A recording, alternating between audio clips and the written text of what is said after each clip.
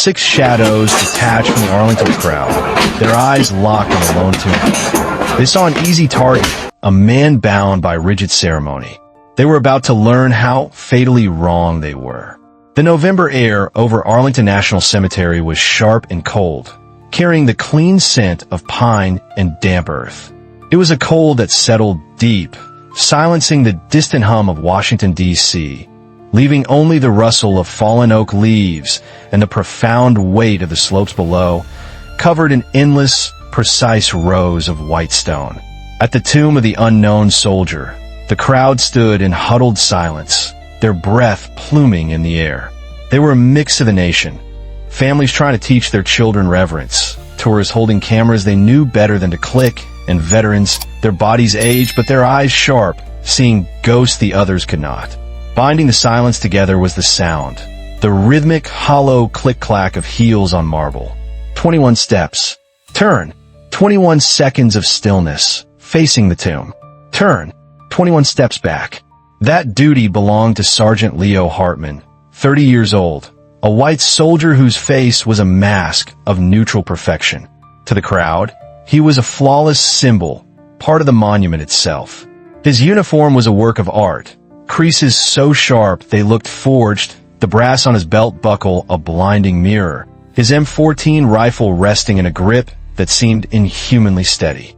But Leo Hartman was no statue. Beneath the pristine blue uniform, his body was coiled wire, forged not by ceremony, but by the deserts of Iraq. Leo was a combat veteran. He had seen the swirling dust of Fallujah markets, felt the concussion of an IED flipping the Humvee in front of his own. And he remembered, every single day, the face of his best friend, Marcus Cole, lost in that chaotic convoy ambush. He hadn't joined the old guard for the prestige. He joined to make good on a promise. He requested this duty to stand watch over the unidentified, the soldiers like Marcus whose memories needed a guardian. Every 21-second pause was a silent vow to his fallen friend. In the crowd, 2 people watched with an understanding others lacked. Isabella Rossi, 74, a retired history teacher, gripped the handle of her wheeled walker. She was a Vietnam-era widow. She saw history not as words in a book, but as living, breathing sacrifice. She watched Leo Hartman and saw the same dedication that had defined her husband, David. Beside her, Samuel Sam Jones, 79, stood stiffly, an Air Force veteran cap sitting proudly on his head. He'd come to visit the graves of his own crew. He watched Leo's precision and nodded, respecting the discipline. It was Sam who saw them first. 6 men. They didn't belong. They weren't tourists or mourners. They wore dark, heavy parkas, slightly too bulky, concealing whatever they carried beneath.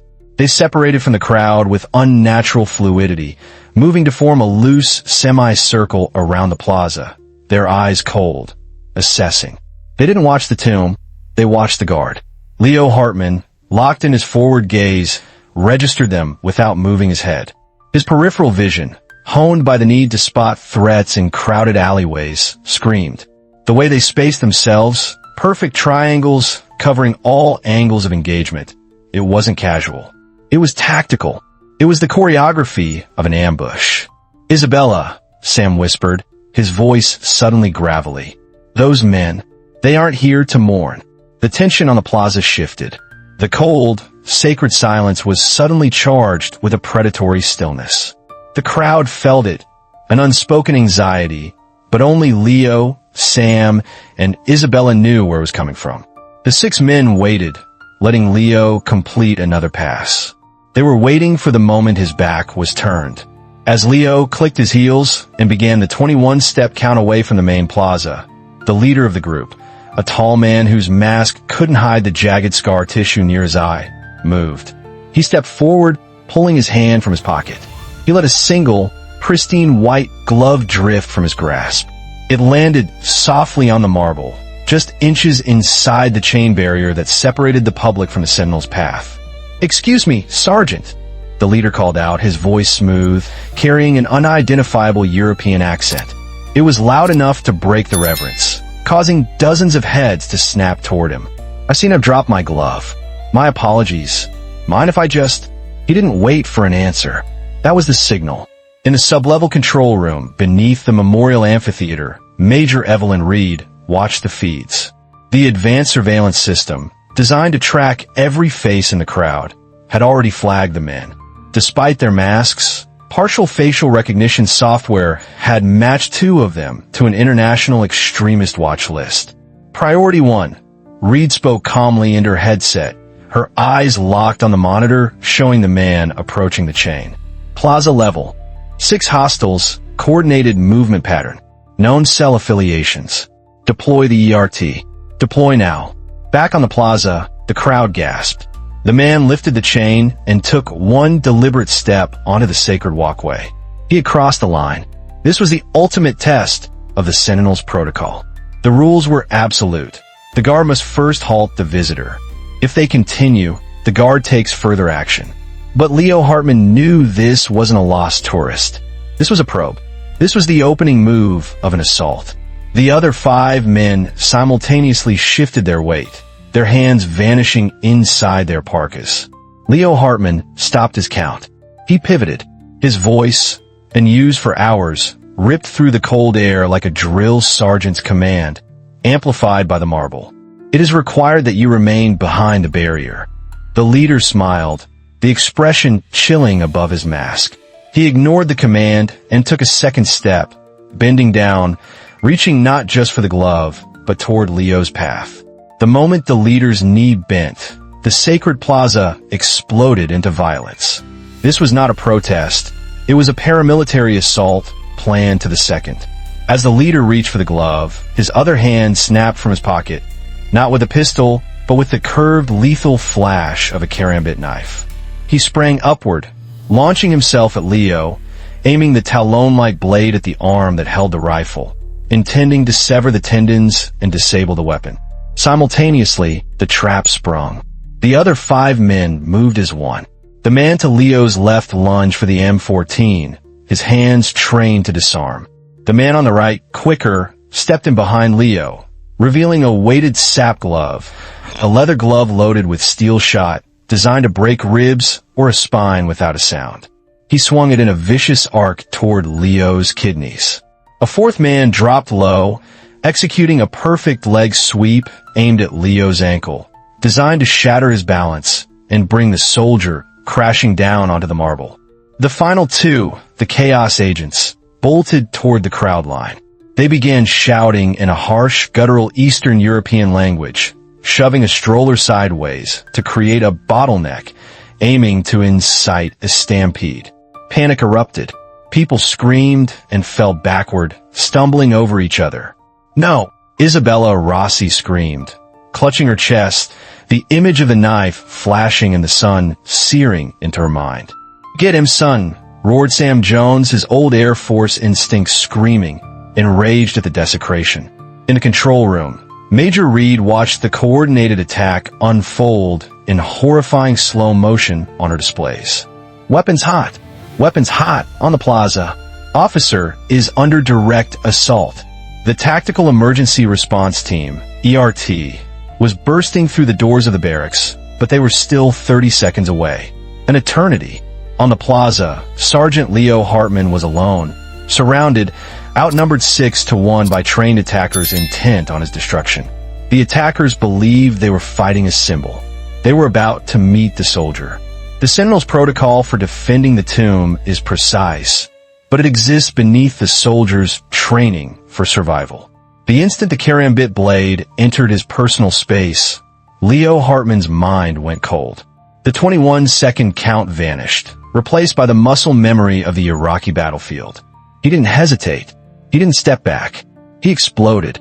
Before the leader's knife could complete its arc, Leo reversed his M14, swinging the 10-pound steel and wood rifle like an axe.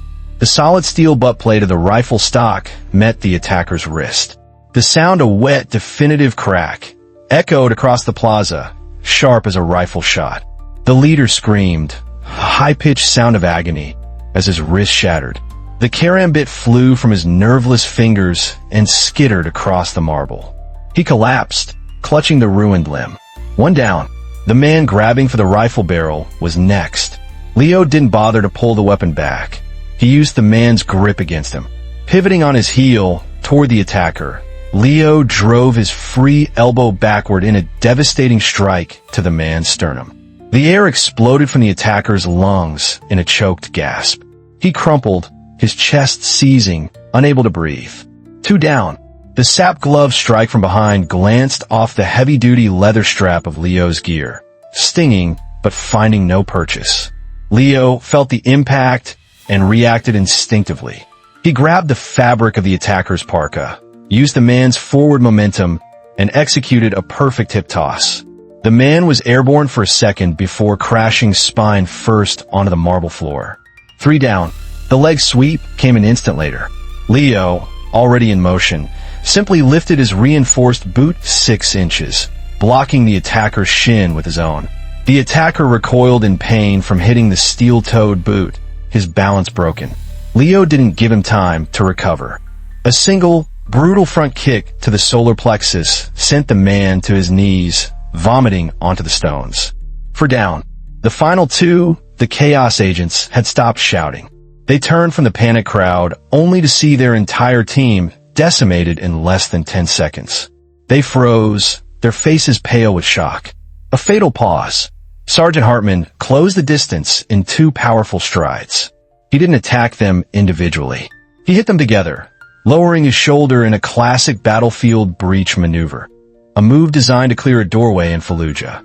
He slammed into the center mass of both men, a 180-pound soldier backed by pure, focused rage. They were thrown backward like bowling pins, smashing into the stone retaining wall before sliding to the ground in a tangled heap. 6 down. The entire engagement, from the first knife flash to the last man falling, took less than 30 seconds. A profound, echoing silence descended on the plaza, broken only by the whimpering of the leader with the shattered wrist and the distant sound of approaching sirens. The crowd stood frozen. They had just witnessed something impossible, a monument turning into a weapon, a ceremony turning into absolute combat dominance. Then, the ERT swarmed the plaza. For tactical officers in full gear swept the scene, weapons raised, moving with lethal precision. But there was nothing left to fight. They found 6 men, all neutralized, groaning, and incapacitated.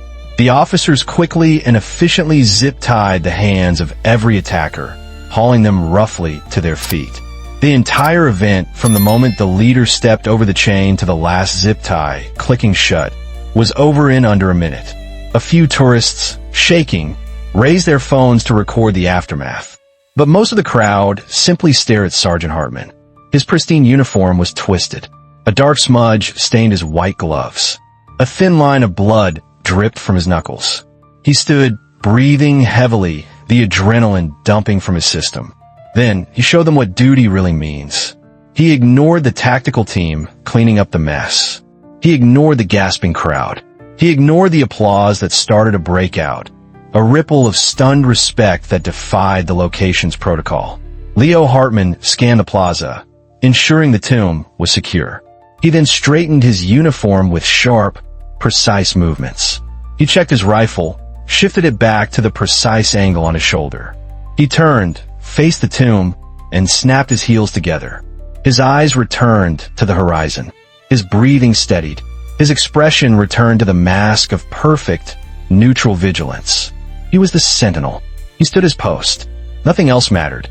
The crowd watched, tears running down many faces. They hadn't just seen a soldier defend a post. They had seen a living promise, the physical embodiment of the vow to protect the unknown. The 6 defeated men were dragged away, their attempt to create a symbol of terror utterly reversed into a symbol of American resolve. The incident at the tomb was not loud on social media. The tactical team had quietly asked the crowd to holster their phones out of respect, and most complied. This story didn't spread through fleeting viral clips. It spread the old way, through the voices of those who were there. It was told in VFW halls, over coffee in diners, and in lecture halls. It was Sam Jones, telling his fellow Air Force retirees how the young sergeant moved like lightning and stood like stone. It was Isabella Rossi, who, after the plaza was cleared, received permission to approach the boundary. She placed a single blue iris, which she had brought for her husband's grave, at the base of the chain. The blue iris, a symbol of faith, wisdom, and valor. "For my David," she whispered, her voice thick with emotion. "And for you, young man, thank you for guarding them." Sam Jones stood nearby. Discarding his cane, he drew his 79-year-old body into the straightest posture he could manage. He snapped a slow, trembling, but perfect salute toward the guard. Sergeant Hartman, locked in his duty, could not return it. But as he completed his turn, his eyes met Sam's for less than a second. It was all the acknowledgement the old veteran needed. During the interrogation, the captured attackers, their arrogance shattered, admitted their motive. Their cell believed the guard was purely ceremonial, a toy soldier bound by rules, trained only to march and shout. Their plan was to overwhelm him, deface the tomb, and broadcast the failure of an American symbol. One of them reportedly whispered to the federal agent, his voice hollow with disbelief, "We planned for the ceremony. We didn't plan for the soldier. We didn't know what it meant." As the sun dipped low, casting long shadows across the marble, Leo Hartman's shift ended. The cut on his hand stung, and his shoulder ached from the sap glove's impact, but his steps were steady. He walked back to the barracks, thinking not of the fight, but of Marcus Cole. He thought of the promise they'd made in the Iraqi heat. "If I don't make it home, Leo, make sure they remember us. Make it mean something." Leo looked back toward the tomb, now guarded by his replacement. "We remember Marcus," he thought. "We stand guard." This story is more than just a fight. It's a reminder that our greatest symbols are not just stone. They are guarded by quiet professionals, by living vows. Have you been to Arlington? Have you stood before the tomb and felt the weight of that silence? What does true duty mean to you in a world full of noise? Share your own stories of respect and honor in the comments below. And let's show the world what the defense of memory looks like. Comment respect to honor everyone who stands the watch. Share this story so their legacy is never forgotten, and subscribe for more true stories of hidden courage.